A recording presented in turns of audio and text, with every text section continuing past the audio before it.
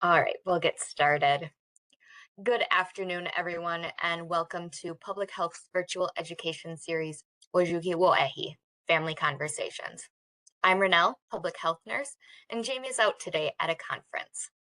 The goal of this series is to gather, learn, and share about Ho-Chunk culture, resources, services, and the connection to health. In public health, we focus on prevention, promotion, and the protection of the health and well-being of our communities.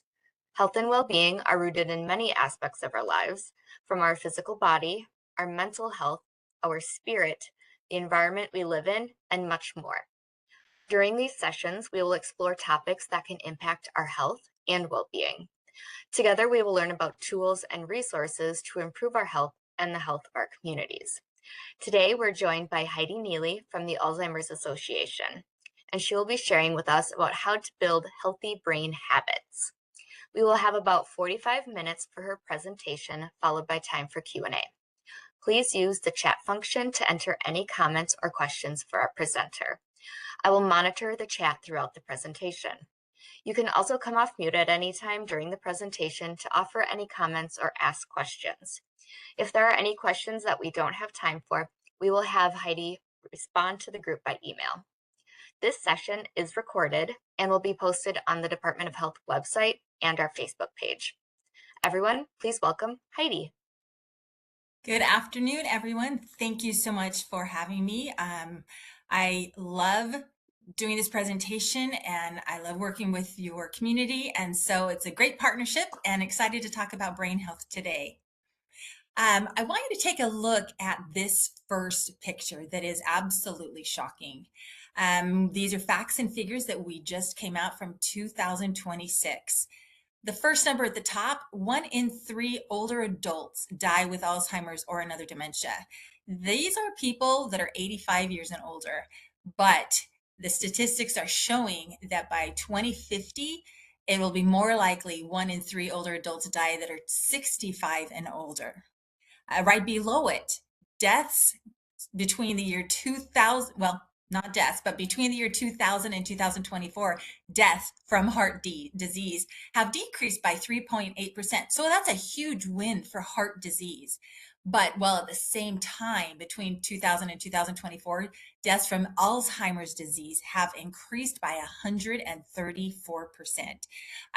That number alone is just absolutely staggering and showing us how Alzheimer's is a disease that is out of control right now, and we have got to do something about it.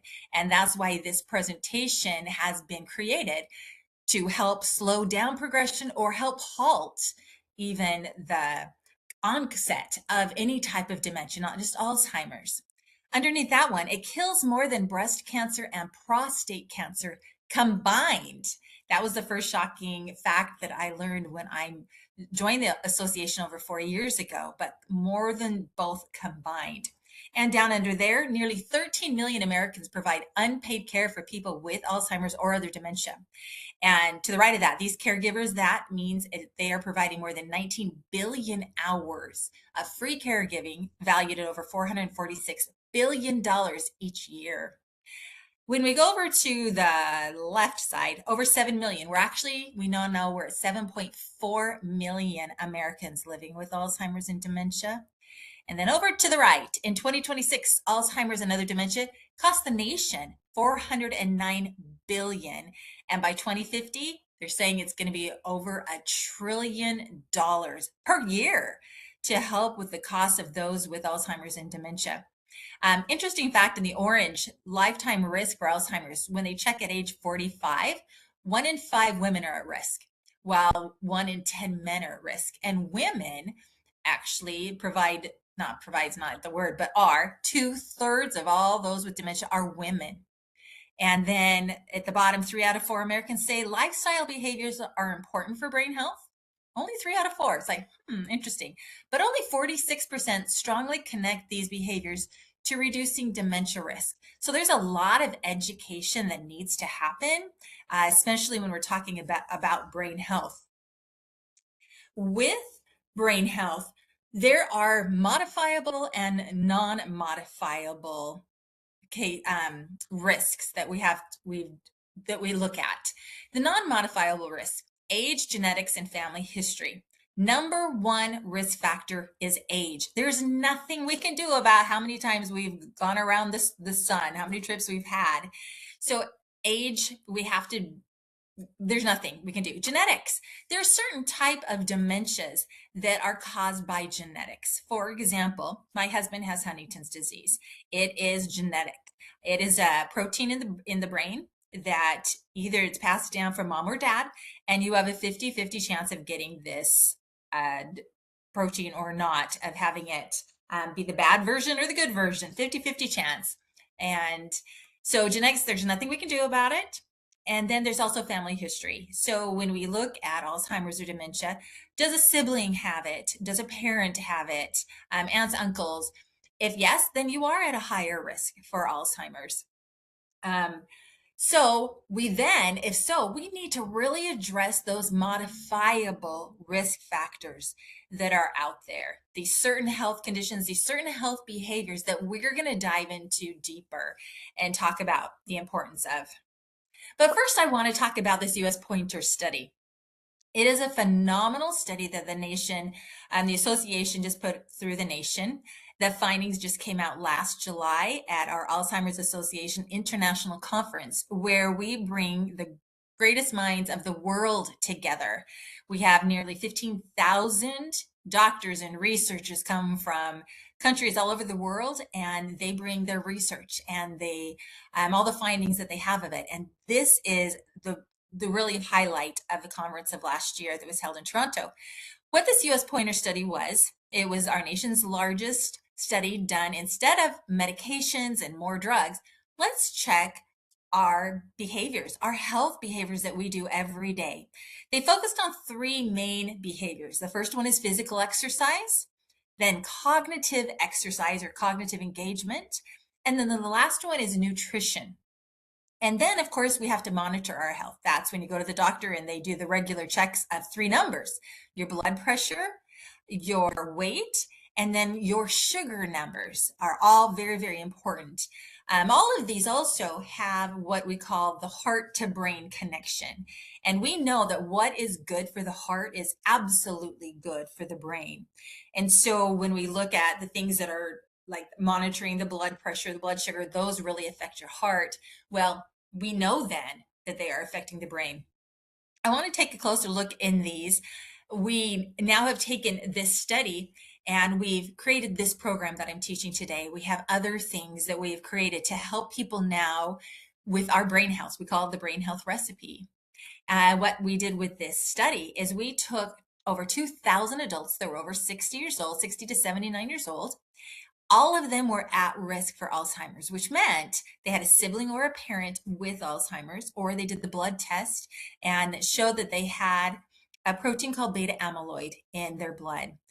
To give you a little background, with Alzheimer's specifically, our brain, we have what's called a neuron forest in our brain. So we know, if you've seen the pictures of, it looks like tree branches that are electric tree branches. These are our neurons. These are the brain cells in our brain. And there's so many of these branches in this brain forest that if you actually cut it up and laid it end to end, it is longer from here to the moon. We have that many connections in our brain. And in this brain, what happens is, say we have a thought or we have a memory or something we're learning. And let's say I want to go to the store. And so you have this thought coming down that chain, those synapses, the brain cells. And I want to get some cheese and some bread and some rewire. Oh, yeah, and some napkins. And what can be happening is that there's this protein called beta amyloid, and it sticks to the outside of the neuron, and it blocks that message, that thought, that memory from coming down.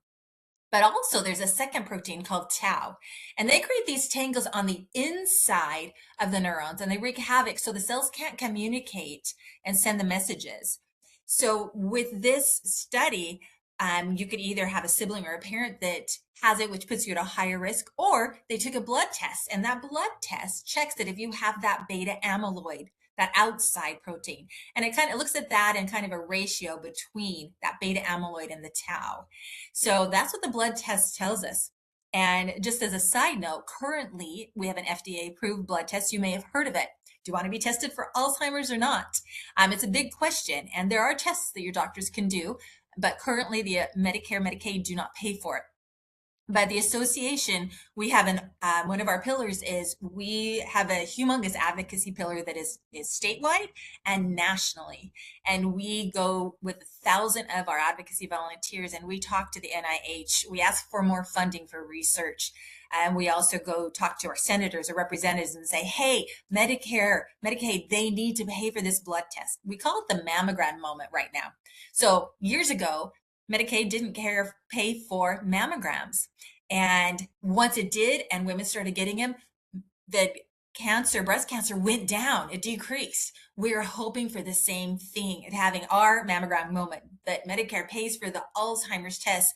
Like, hey, you're at a higher risk. Let's now start this brain health recipe. Let's get it going to reduce the risk of dementia or slow down progression. So that's something we are fighting for right now at the national level to get that passed. Also, just as a side note, the advocacy, when we go to the national, and I get this asked a lot, what does the funding look like? Well, in 2014, we were getting about $523 million from the NIH. So nationally for research, which is huge, $523 million a year. But since then, and since we've been talking and bringing our advocacy volunteers every year, we now are at $4.9 billion a year to go towards research of Alzheimer's and dementia. So we keep fighting, asking for more. And in fact, this year we got another 100 million. So it's very, very exciting what we do. So with this US Pointer study, what we have done is we have taken the findings of this 2-year study. And with this, we had over 2,000 people that were 60 to 79, and as I mentioned, that were at risk with Alzheimer's. We divided them into 2 groups. One of them was self-directed. We gave them ideas of physical exercise they can do, of cognitive engagement they can do, and nutrition, and said, hey, go to the doctor, let's monitor your numbers, but you're self-directed. The other group had a health coach. Here's the recipes you'll eat. Here's the nutrition that you're going to do. Here's the exercises, very strict. After 2 years, they retested their cognition. And when we specifically talk about cognition, we are talking about learning, thinking, your memory. That's your cognition. And so we, of course, tested the cognition pre and post after this 2-year study. And they found that those who were self-directed, those who did it, their cognition tested better. But what we really found is those who had the health coach, who were strict and said, I'm really going to do this program, their brains after 2 years tested 1 to 2 years younger. It just absolutely scientifically proves that using physical exercise, cognitive engagement, and nutrition play a part in your brain health. And watching those numbers, monitoring those numbers. So what we're going to do is we're going to take a look at these a little bit closer. So, excuse me, these are the 10 areas now. We have taken those 3 main things, watching the 3 numbers, and then added a few more things that we know are important for our brain. And we call it the 10 healthy habits for your brain. All of these things can be started at any time. You are never too old to start these. And what we know is that a lot of things, as I mentioned, that are good for the heart are good for the brain. The first one we're going to look at are the numbers, 2 of the numbers. Control your blood pressure. Now, blood pressure, we have the systolic, the numbers, and what they tell you is that what is the pressure of blood coming in and blood coming out. And what we know about this is if your blood pressure is too high, it is weakening your blood vessels. It is causing issues it's hard for your brain to get the oxygen that it needs to. If you don't remember anything, remember this. Every time your heart beats, 20 to 25% of your blood goes around your brain. So every time your heart beats, 20 to 25% of your blood goes around your brain. So we know what is in your blood is absolutely important for your brain health. And that's how we tie it together from heart to your brain. So your blood pressure, transports that blood up there. We know if the blood pressure is high, you have more risk to have strokes, and that can lead to dementia, vascular dementia. So you need to make sure that your blood pressure is at the right level. And if it's not, talk to your doctor.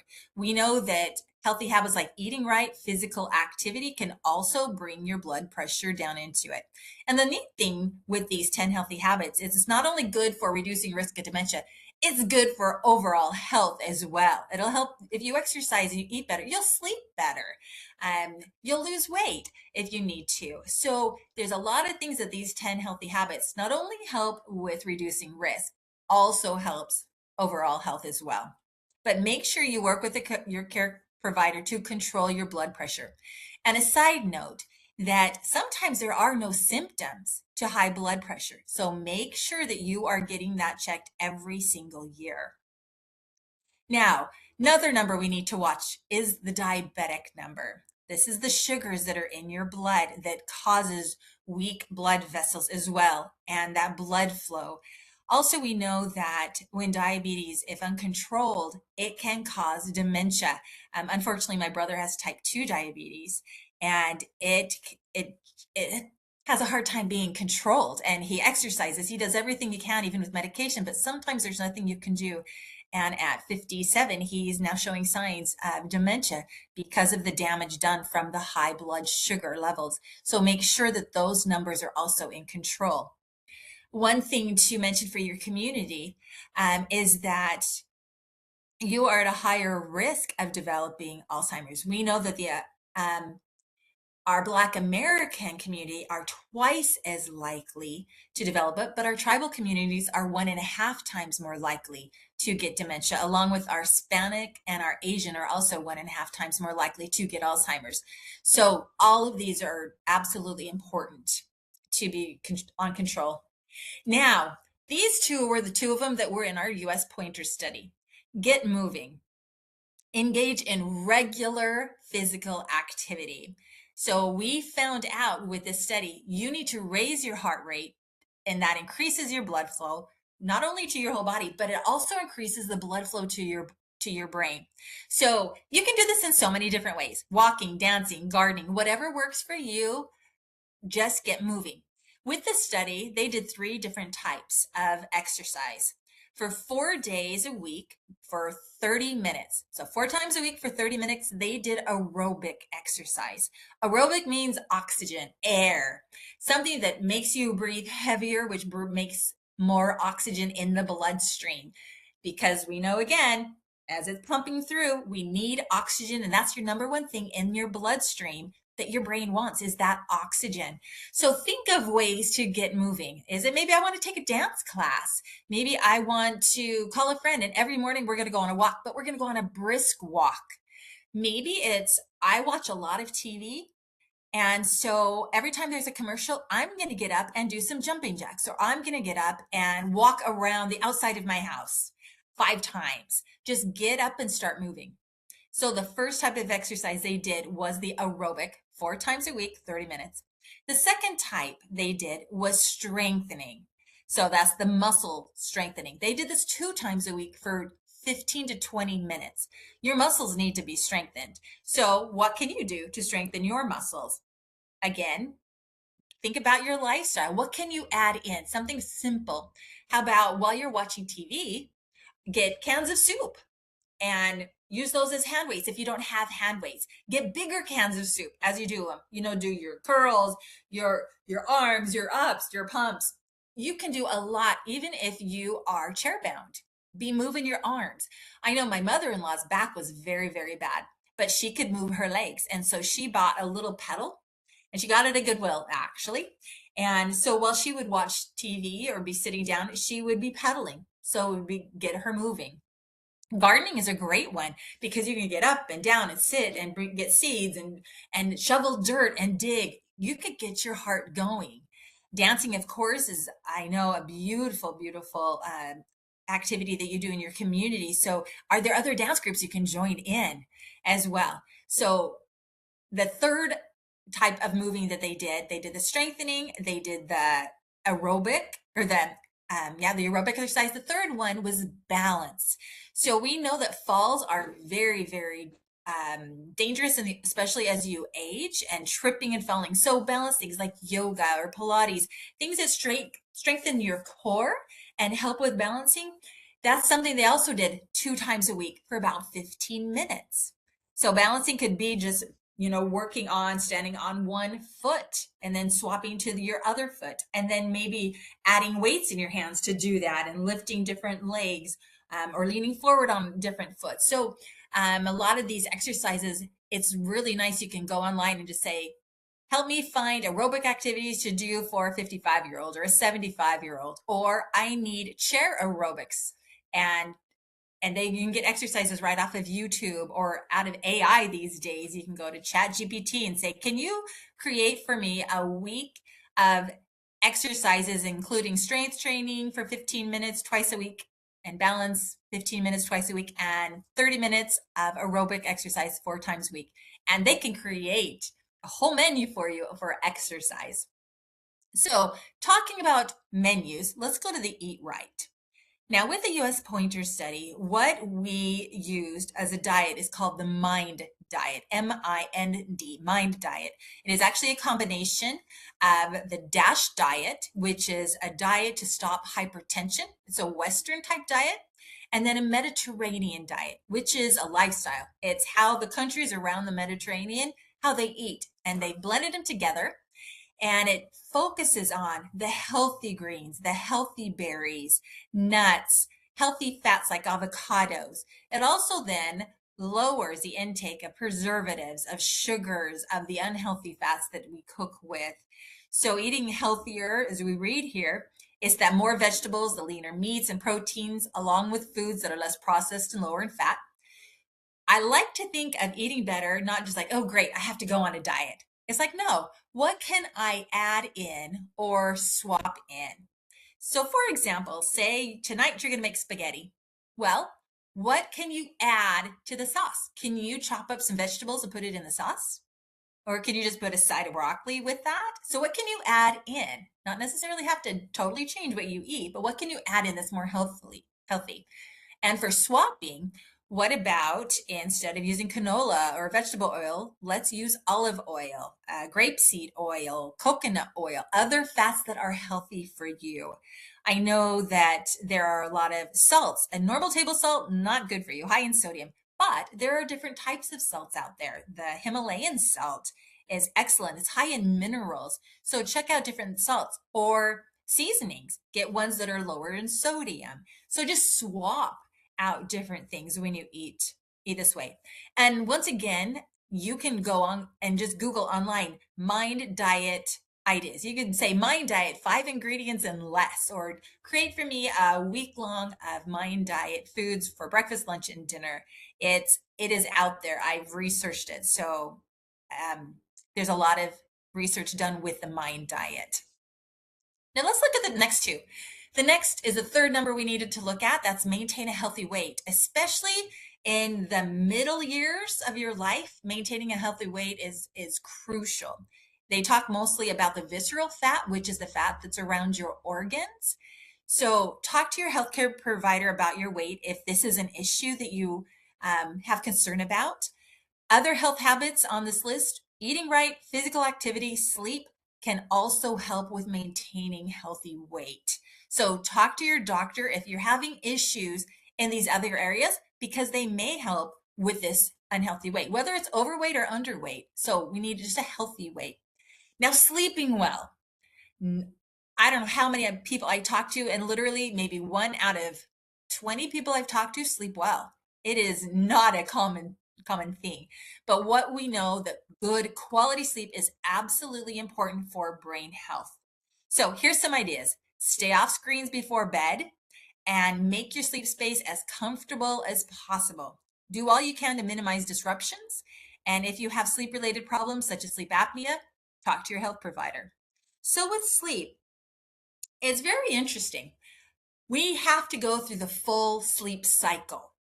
Now, say you have a fireplace with a fire going, and as soon as the fire goes down, you have ash all in the fireplace, and you have to sweep that ash out. You got to clean it out.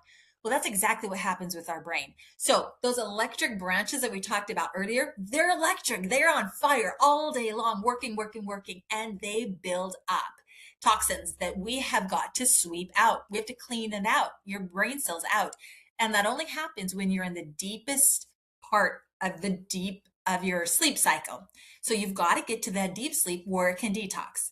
I think about it sometimes in the morning when I had a really bad night of sleep. I have brain fog. I can't think well. I can't talk. I was like, I can't focus. I did not detox my brain. And if you continue on that pattern of not being able to detox your brain and get that full sleep cycle, you will be at a higher risk for dementia because your brain needs to detox every day.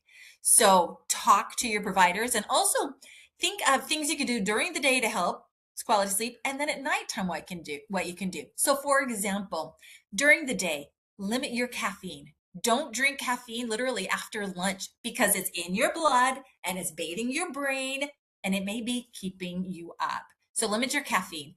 Exercise during the day. Don't exercise too close to nighttime because you have the oxygen in, it's keeping you awake. Exercise during the day. Go on a good brisk walk. You really do sleep so much better when you use your muscles and you tire them out as well. So exercise during the day. Things at nighttime, what can you do to help you sleep better? Well, big one is the temperature. People seem to sleep better in cooler temperatures. I know I like 67 at night. My husband just wears a long sleeve shirt, but I'm grateful for that. Sometimes I even turn on the fan. So the temperature is a good one.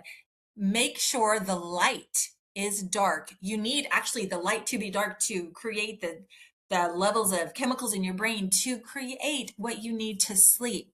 Maybe you need to have a mask to wear, make sure, or have room darkening curtains. What about light from your phone, which then you have also plays a part in disruptions of sleep. Take your phone and put it on the other side of the room, turn it off, put it in the other part of your house. Don't have it there to be buzz and text and always on the back of your mind, like, oh, what's that? What's that? Get rid of it. You've got to just shut off your brain from all disruptions. And that could be a disruption from a pet or a child. So make sure the children are good into bed, or if you share a bed with kids, make sure maybe, how about a bed to the side of your bed on the floor? For pets, maybe in a kennel or their own little sleep bed is better so they don't disrupt your sleep. Sleep is absolutely important for so many reasons. Maybe also your breathing. You need to get a CPAP machine. I just talked to a lady this morning. She's like, it made all the difference in the world when she got a CPAP machine for her sleep apnea. So talk to your doctors all about it. Let's look at the next two. Be smoke free. So quitting smoking can lower the risk of cognitive decline back to the levels similar to those who have not smoked. So it's never too late. Our bodies are miracles. We know that smoking shrinks the gray matter, especially in the frontotemporal part. It shrinks your brain. It causes brain damage. But they say, I believe it's 10 years, that if you've been smoke free for 10 years, you are considered back at a level as a non-smoker. And we know physically you are the same, like it says, back to the levels of similar to those who've never smoked. So it is never too late to stop smoking. There are 1-800-cessation, stop smoking, numbers that you can find on the websites and groups. There's medications out there. There's patches out there. Talk to your doctor. Also, stopping smoking also helps your heart. So many other reasons to quit smoking. Now, that brings me to e-cigarettes and vaping. That is in the research, but we already know that both vaping and e-cigarettes are terrible for your heart. There are toxins that you breathe in and metals that you breathe in that are absolutely causing damage throughout your whole body. And the research is, how bad is it for your brain? But we know it is bad for your brain. So even if you're vaping or e-cigaretting, stop. All of them are bad for your health. Now, protect your head. Ever since we were little, wear the helmet, wear the helmet. Again, this morning I talked to a woman. She had had brain injuries 4 times, and 3 of them were the same part of her brain. And it has caused a tremendous amount of short-term memory loss and other issues that she's dealing with now. But wear a helmet when you can. Biking, wear your seatbelts in the car. Make sure any children are in the right seatbelts. But any type of sports you play or anything that you do that you may fall. This reminds me of ladders. Some of these ladders are really tall, and if you are not really strong and confident in using a ladder, please ask somebody else or hire a professional to do it for you so you don't fall.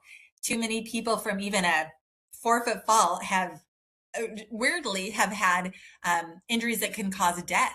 But yet people can fall 10 feet and they'd be okay, but you never ever know. So please protect your head. Now, these ones, stay in school, challenge your mind. With education, it's an incredible thing. When you're little, they always talk about as a child, learn 3 languages at one time. Because when you're little, but especially between being a baby and about 5 years is your biggest time that your brain is a sponge and it is learning and learning. And in your brain and these electric branches, they're growing and growing and growing and growing. And they say that there is a pruning that happens in your teenage years around 17, that if you haven't grown and grown these, they get pruned and they don't grow anymore. So in your youth and talking to your children, your grandchildren, your great grandchildren, encourage them to learn everything they can. And that is a downfall of AI right now, where you say, hey, write this letter for me, write this paper for me. They're not growing these connections, these neural pathways. And so that's going to be a downfall of AI for sure. So we have to really encourage our youth. Stay in school, take extra classes, do trainings, stay in school even as an adult. Go to your online. There's so many online classes you can take, community colleges that you can take. No matter where you are, they have extension programs from UW-Madison, UW-La Crosse, Stevens Point. They have extension classes that you can take online. Go to your local library. Go to YouTube. The key to this is you tie it in with the challenge your mind at the bottom here. This staying in school, when you were young, it created this, not an excess, but what's the word? It will come to me. Because it banks all this knowledge and all this learning that you have as you get older, you use that knowledge and because it's been banked. And even as we get older, brain cells do die, but we've had this bank of connections that we have created from when we were younger. So, but while we're older, we still have to challenge our mind. We have to put our brains to work. Do something that's new or hard for you. The key is hard. Learn a new skill. Try something artistic. Challenge your mind. And when we do this, it absolutely has effect on not only your short-term, but your long-term memories, all the benefits for your brain. So for example, I know a lot of people like, yeah, I read and I do puzzles. Well, is that really challenging? How about get a 50-piece puzzle and time yourself? How fast can you put this 50-piece puzzle together? Or turn it over and put the puzzle together. That's challenging. If your pictures are just simple, like, okay, yeah, this puzzle, get a 500 or 1,000 piece with a more difficult pattern. So what's really fun with challenging your mind? Some people are like, well, puzzles are puzzles. They're not really challenging. They are using different parts of your brain, like pattern recognition. So puzzles are good. Are they the best? Chess, on the other hand, strategy, total different parts of your brain. Again, Sudoku, what other games that you play that you have, or card games that you're like, okay, what card is he going to play? And if he plays that, what card am I going to play? Something that you have to look ahead. What are they going to do so that I can do it? Let's see, what am I going to play on this one? That strategy is what can create stronger connections in your mind and actually can create new neural connections and rebuild part of your brain. Not all part of your brain can be rebuilt, but a lot of it can continue to grow more connections and neurons in your brain. And that's why we need to challenge our mind. That's why we need to continue doing these activities with our brain. So I want you to think about these 10 different healthy habits. We know that these risk factors have the strongest levels of evidence. There may be other risks to brain health, but the current body of science is low or unclear. Exciting research, though. These are other topics that are being researched, including hearing, vision loss, stress, and air pollution. Those are in the research. A lot of researchers has been done and say, hey, this air pollution we know is bad. And when you think about it, when we breathe in, where's that going? It's ending up in our lungs and in our bloodstream, which then bathes your brain. So what about even when we're thinking about things we put on our bodies? I just talked to a lady last week. Her dad, her uncle, and multiple people in her community have frontotemporal dementia, which is that the front part of your brain that was damaged. Frontal temporal, because they're all farmers, and when they were young, and currently they use Roundup. And her dad says he remembers as a 10-year-old boy in the big vat of Roundup, he'd use his arm and he'd swirl around the Roundup. Goes into the skin, gets into the blood cell, causes brain damage. So we know that stuff that we breathe, we drink, we put on our body, gets in our bloodstream, and we know can cause issues. So think about what you are doing right now. I want to challenge you to do something. Of the 10 healthy habits, and I can scroll back so you can see them again.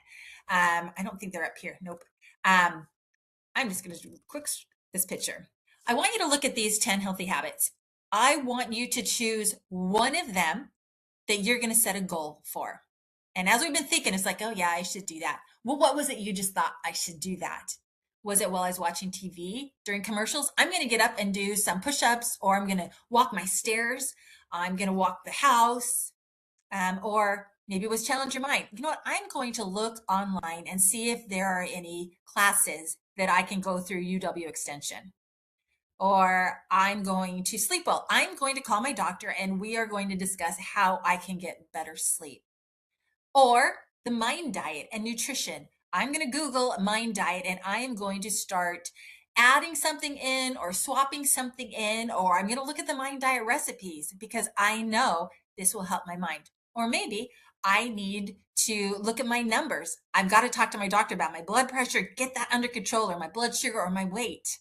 So I'm going to be quiet for just a second, and I want you to think about what are you going to do? And you could look at it, I'm going to start doing, or I'm going to stop doing. So I'm going to start doing this, or I'm going to stop sitting at my computer for 8 hours straight. I'm going to get up every hour and do some jumping jacks or something for 5 minutes before I sit down again. So think of a goal. Start doing or stop doing.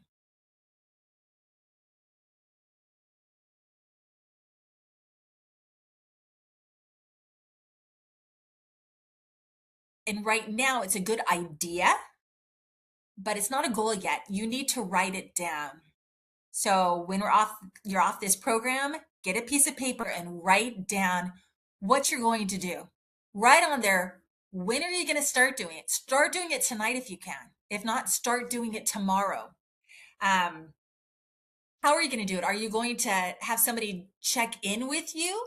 Are you going to do it and team up with a spouse, with a child, with a neighbor? You can do a goal with somebody living in another state and say, hey, let's start tomorrow. We're going to do the mind diet together. Let's swap recipes and check in with each other. Or let's walk together. We can walk and talk on our phone together if you don't have somebody that can walk with you. Or you grab your neighbor and say, we're going to go on a walk every morning. So how are you going to do it? Who are you going to involve? We know that if you include more than one at a time of these habits, it's like 1 + 1 = 3. It's synergy. So if you say, hey, I am going to call my friend, so we're going to be social here, which is kind of your 11th healthy habit for your brain is being social and being around people. So if I'm going to call a friend and we're going to go on a walk every morning, we're going to get moving, and then we're going to go eat a healthy breakfast or a healthy lunch together. And then on Thursday nights, we're going to take a class together. When you do things together, it strengthens your brain much stronger. For example, also, if I want to take a dance class with my husband. And if we do that together, we're not only trying to figure out these dance steps, which is strategy, we are learning, we are exercising, we're getting moving, and our blood going, learning and socializing. There's so many wonderful things about just taking a dance class. So I challenge you, write that goal down now. take care of your brain. We've got to keep it as healthy as possible. Now, I wanted to show you three incredible resources that we have. Our 24/7 helpline. The Alzheimer's Association has a free phone, this line, 1-800-272-3900. It is a free service. You can call it 2 o'clock in the morning. It is for people living with dementia, caregivers, family, public. If you work for somebody, you're like, oh, my friend has it, I don't know what to do. You can call and talk to trained clinicians. In fact, one of the best things they do is say, you know, somebody on the journey and you're lost. We don't know what to do. Or we just got diagnosed and we don't know what to do. Or we're living in it. He's in the middle stages.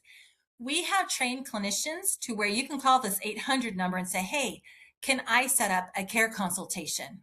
It's 60 minutes, it's free. And even if you have people in other states, like in California and one in Texas and one in Wisconsin, you can get together and that care clinician will help navigate you through the next steps of what to do. I know when we got diagnosed with our Huntington's in our family, there was nobody to support us. We got held or handed a folder of papers and like, here you go, we'll see you in 6 months. It's like, really? What? I wish I would have known about this helpline because our name is Alzheimer's and Related Disorders Association. We don't just help families with Alzheimer's, we help families with frontotemporal, Lewy body dementia, vascular dementia, traumatic brain injury, those with Parkinson's and dementia, Down syndrome with dementia, all of these, any type of dementia, their caregivers or family, neighbors can call and we can help them.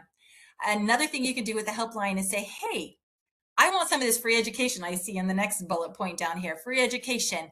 Are there education classes near me? Are there education classes virtually? Are there recorded classes? Absolutely. What about support groups? Absolutely. So they can give you resources to get this free education, this support as well. Now, this last one down here, Trial Match, so incredibly important. Trialmatch.org. And I would also say, write this one down, trialmatch.org. Trial Match is like kind of an online dating service is what it looks like, but the association connects individuals with cognitive impairment, with Alzheimer's or another dementia, or caregivers, healthy participants with current research studies. So what we do basically, when I went on there, I put my name in and I said, I am a healthy caregiver. And then you can filter through it. Some of them could say, I'm interested in nutrition or exercise or just caregiving surveys, or there's ones that you just watch a TV movie maybe they had, or some type of material they want you to read, and they just want you to survey it. They have questions about it. What did you think about it? Or try this exercise program for 6 months. And every day we want you to send in the numbers from a monitor on your wrist. So there are a lot. There are over 940 different research opportunities right now on Trial Match. Now we know that the number one problem with research is they're not populated, which means we don't have enough people that are volunteering to be a part of trials. Currently, with these 940 different researches we have on Alzheimer's and other dementia, and then the government also has their site for their trials, we have over 77,000 empty spots in the current trials. Not new trials, just the current. We have 77,000 holes where we need people to come and sign up and be a part of a trial. And again, it doesn't have to be the hard, heavy ones when your MRIs and scans and blood tests. Are there those kinds? Absolutely there are. And they're also very, very important. But there are all different types of trials. And we know that in the tribal communities, less than 1% of the community are part of a trial. But you guys are more than 1.5 times likely to get Alzheimer's and dementia. So the research needs to be there. We need tribal community members to join in the research that is being done to help everyone. and to halt the disease, slow the disease down, but especially to find a cure. Absolutely need to find a cure. And then one last thing I wanted to point out right now, we have what's called the ASAP Act. This is in Congress nationally. And this is a bill that we need everybody to join in. If you would scan this with your phone, and it's just easy to just add your name to this list, what this is talking about, that blood test that I mentioned, the test for that beta amyloid on the outside, it's FDA approved. You can have it if you have symptoms, but Medicare will not pay for it. So we basically call this our mammogram moment. Just as routine screenings has transformed breast cancer outcomes, we know that if we can do routine screening for Alzheimer's, we can find that we can get the early detection. There are treatments now that if you are in the early stage of Alzheimer's, there are infusions that will slow the progression down, even up to around 36% on average. Just slow it so you stay in the early stages longer, and which could be months or years of your life. So we know early detection is absolutely key. So this QR code, if you would screen it, is just, it will go to Congress to say, hey, please pass this bill for Medicare to pay for this blood test so everybody can have it. So with that, I want to thank you very much and see if there are any questions. There are no questions in the chat right now, Heidi, but I did put a bunch of emails and different links in the chat for folks if they're looking for an exercise physiologist, a nutritionist.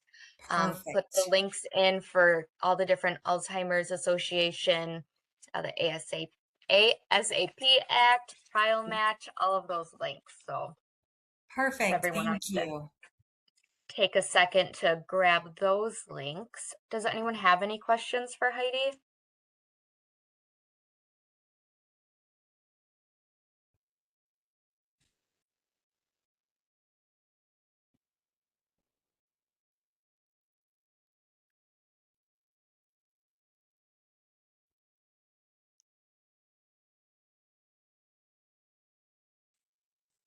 Well, hearing none, Pinagigi Heidi, thank you for joining us.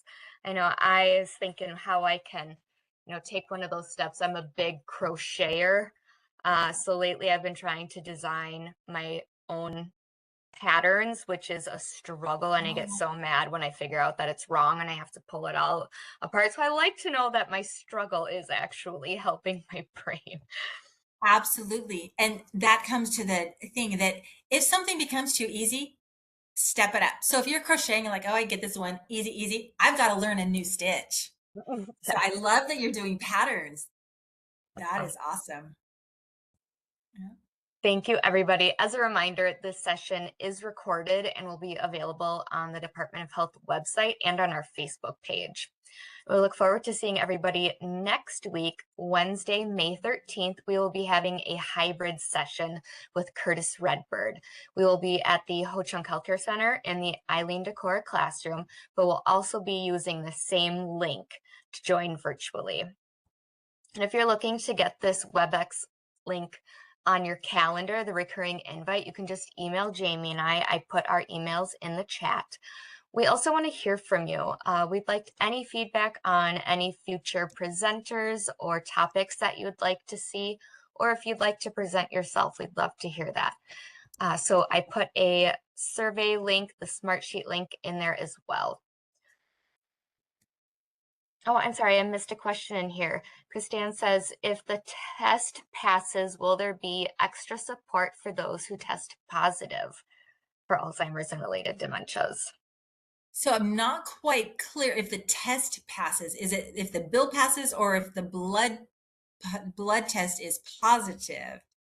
Will there be? So I'm not quite sure what you're asking, but from both angles, if the bill passes, will there be extra support for those who test positive be covered?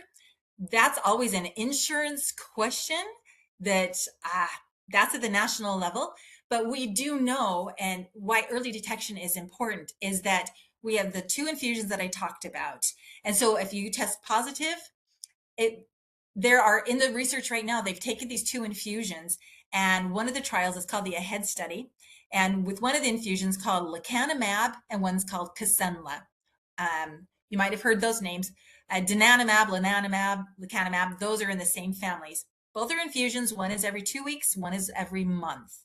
Both of them are targeted at early stage, and both of them are targeted and attached to that beta amyloid on the outside and have it let go, dissolve, kill it, gets out of the brain. And it's lower and lower levels of this beta amyloid. And it is keeping people then early stage up to 36% longer. Problem is the tau is still on the inside, that tau protein. So we have research, how can we get to that tau as well? But so for those who test positive, we get them on the infusions as soon as we can. You need to go to your doctor and talk to him, because you also have to take take a look at other health issues you may be having, high blood pressure or cancer or whatever it may be. So that also determines if you would be on like the donanemab or the lecanemab. So you need to look at that, but those help with that, keep you in. And then with all the other research coming out, there are other medications. They're actually trying to, instead of an infusion for these two drugs, they're trying to do it just as a shot or an injection that you could do at home. And they're actually also looking at, can there be a pill, an oral pill we could take? So right now, there's nothing to stop or cure the disease, but lots of research and things coming out to slow the disease. So early stage or early detection is important. So, and then if you do test positive, there are a lot of resources out there. So if you do test positive, call the 800 number and say, hey, I was just diagnosed. What do I do? Can I have a care consultation? Other things we have, it's called Alz Connect. Well, no, I'm going to do this one. My ALZ Journey. My ALZ Journey. It is an app on your phone. It's free, and it's for people who are just diagnosed or people who are in the early stage. It is full of checklists, tools, videos, education, and it's just on your app. And it's like, okay, I was just diagnosed, and last with what? Or what do you know about it? And you can put your zip code in it, and it'll give you resources in your area. But it tells you, okay, now you need to read this. Now watch this video. And it helps you step by step and guide you through your new diagnosis. How I wish we would have had something like that. Just came out last year. So My ALZ Journey, it's an app right on your phone you can download. So that's a really good resource. Also, I'll send it to you right now. We have, because of this US Pointer study, we have what's called the Brain Health Habit Builder. Brain Health Habit Builder. And you could go to alz.org and find the Brain Health Habit Builder. And it is a personalized plan for you. You can say, how's my sleep? How's my stress? How's my physical exercise? How's my eating? And then through answering those questions, it will develop a personalized plan for you. It'll say, oh, you're doing really well here and here, but you know what? You have some that you could work on here, here, and here. So it's personalized to you. So go to alz.org and then just research for Brain Health Habit Builder. So that's brand new as well from this US Pointer study. Other things you can go right off of alz.org. You can, or just Google ALZ Connected. Alz Connected is another phenomenal resource. It's like a humongous chat room. Over 50,000 people have gone on. And we have two rooms, one for I am a caregiver or I have dementia. And you can go on and just read what people have asked and what people have answered. It's phenomenal. I've done it, and I'll just be on for hours like, wow, I've never thought about it. I didn't know about that. I should try this. And you could even sign in and ask your own questions as well. So that's ALZ Connected. And then we also have ALZ Navigator.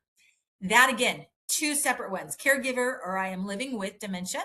And you can ask questions like, oh, I need in-home resources. I need financial help. I need whatever it may be. And then they'll just ask other questions, ask more questions, and then it'll give you a readout of here's some videos to watch. Here's some more links for more information for your question. So it navigates and steps you through what you need to do next in your journey. So some excellent resources. Okay, perfect. You got the Brain Health Habit Builder in there. All's connected. Now do the All's Navigator. Yeah. And also you can just go to alz.org, our website, and you can look under caregiving resources and tons. alz.org/care. And that will give you a lot of resources, all of these resources I'm talking about as well.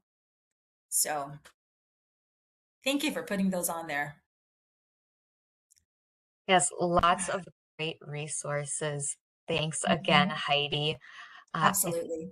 We will close out the session, but I will leave open for a little bit if anyone wants to grab any of those links. So have a great day, everybody. Thank you.